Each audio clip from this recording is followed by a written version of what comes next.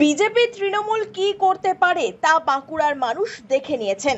তাই এবার লাল পতাকাকেই ফিরিয়ে আনতে উৎসাহী বাঁকুড়াবাসী। নির্বাচনী প্রচারের শেষ দিনে জনসংযোগ কর্মসূচির ফাঁকে একথাই বললেন বাঁকুড়া লোকসভা কেন্দ্রের সিপিআইএম প্রার্থী তথা আইনজীবী নীলাঞ্জন দাশগুপ্ত। বৃহস্পতিবার সকালে বাঁকুড়া শহরের রানীগঞ্জ মোড়ে নির্মাণ শ্রমিকদের সঙ্গে দেখা করেন তিনি। এরপরই সাংবাদিকদের মুখোমুখি হয়ে সিপিআইএম প্রার্থী তথা আইনজীবী নীলাঞ্জন দাশগুপ্ত বলেন, মানুষকে আমরা বলছি যে আমরা 2.5 মাস ধরে পথে আছি, তারা দেখেছেন। আজকে শেষ দিনে তাদের কাছে আরেকবার পৌঁছচ্ছি, বলছি যে বামপন্থীদের ভোট দেওয়ার জন্য, এবং তারা প্রস্তুত। তারাও জানাচ্ছেন তারা প্রস্তুত এবারে বামপন্থীদের ভোট দেওয়ার জন্য। 2.5 মাস করে মাঠে থাকলেন, কি বুঝলেন? এটুকু বুঝলাম যে মানুষ খুব যন্ত্রণায় আছে, নানা সমস্যা তাদের। সেই সমস্যার থেকে উপশম ঘটাতে তারা এবারে বামপন্থীদের পক্ষে, এটুকু বুঝতে পেরেছি।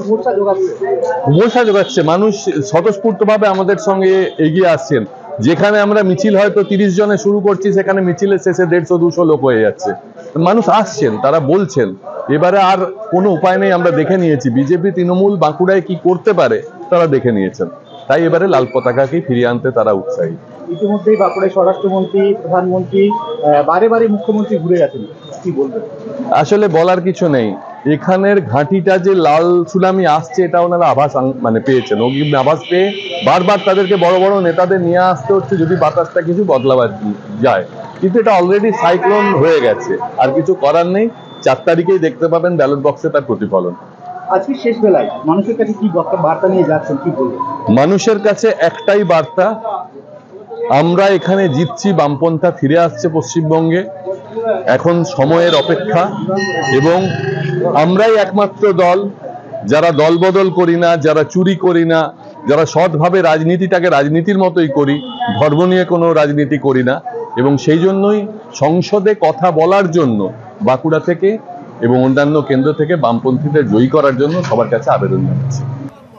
আগামী 25শে মে ষষ্ঠ দফার নির্বাচন হবে বাঁকুড়া কেন্দ্রে। তার আগে বৃহস্পতিবার শেষ দিনের প্রচারে বেরিয়েছিলেন বাঁকুড়া লোকসভা কেন্দ্রের সিপিআইএম প্রার্থী তথা আইনজীবী নীলাঞ্জন দাশগুপ্ত। জয়ের বিষয়ে অন্য দলের প্রার্থীদের মতোই আত্মবিশ্বাসী তিনিও। কিন্তু শেষমেশ বাঁকুড়ায় জয়ের হাসি কে হাসেন এখন সেটাই দেখার।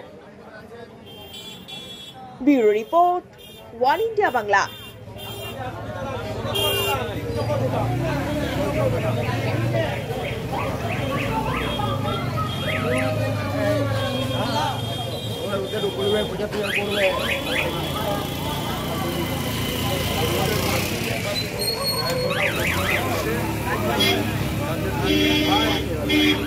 নম্বর বোতাম আজকে আপনি দাঁড়া